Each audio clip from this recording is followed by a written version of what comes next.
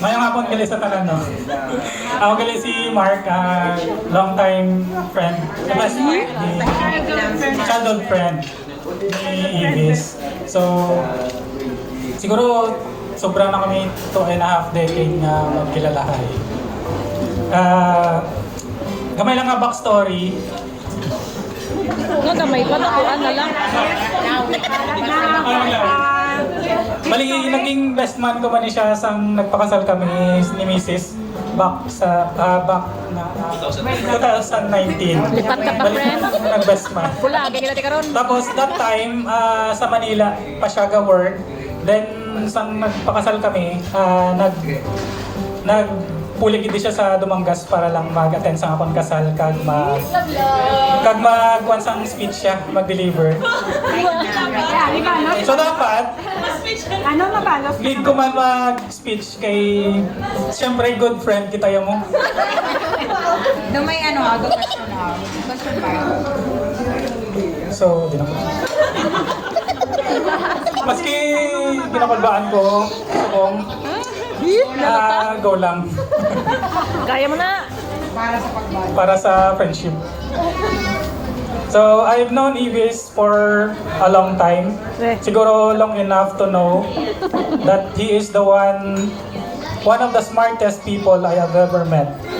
Siguro, medyo mauloyo ni siya, tsaka itong ambal ni Madeline. In short, introvert ni siya. Same ka mo Sa part nga na, medyo same kami. Ay, yes. Siguro, amo na nga naging close kami kay same kami sang vibe. Except na lang siguro sa pagiging smart. So, medyo impuso ni siya, pero once magambal siya, he has something meaningful to say, and may sense siya kastorya. Isa lang. He may be reserved, but he is incredibly vocal when it matters most, and always unwaveringly supportive of the people he loves. So, about naman kay Madeline, I've known her English. ChatGPT.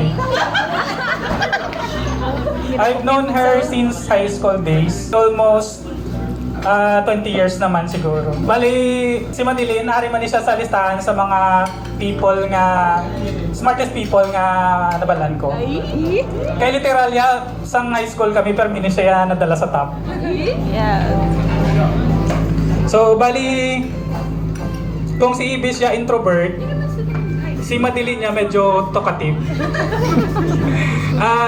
Biyayaan niya siya sang talent nga social skills. Kag medyo namin siya makihalubilo sa damong katao. Kag nabilong man siya sa top 10 nga most noisy sa klase, no? May lista. Number 1 sino man. So, kidding aside, for more than 10 years nga naging sila, isa ako sa mga naging saksi sa malawig nilang love story, kag friendship. I admire their low-key relationship. They choose to keep everything private But not secret. rather than making it public. So, kag maski majority sang ilang years of being together is LDR, they choose each other again and again. They respect each other's differences. They grow together. Ay, sorry. ChatGPT. And they never gave up, no matter the distance or the time. So, through the years of trust, communication, lang video calls, somehow they didn't just survive. It made them stronger. So, isa sila sa patunay nga opposites do attract. Okay, nambal mo.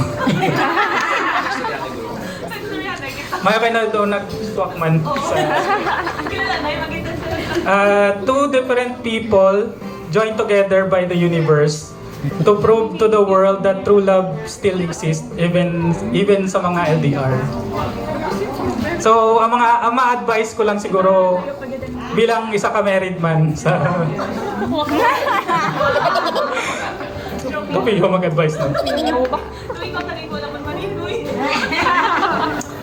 Siguro ang ma-advise ko lang is to communicate with honesty and kindness, nang respect each other, grow together and support each other's dreams.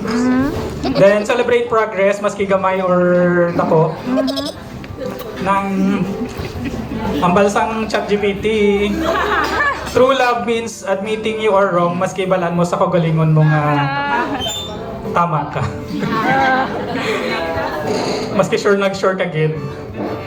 In reality, is aga kalipat man kami ni-apply sa amon kagalingon nga relasyon.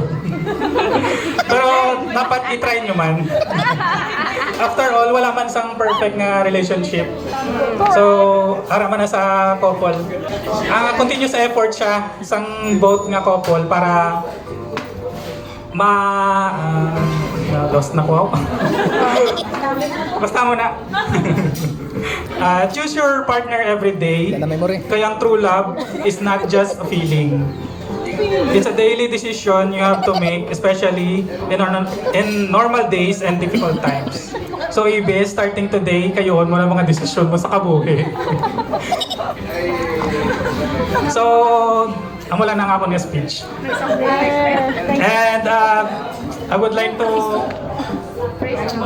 propose a toast, raise a toast. So, please raise your glasses.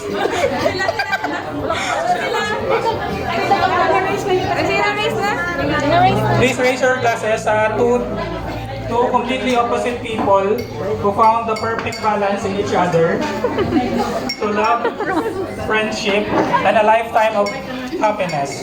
Cheers to Ibis and Madeline. Yay!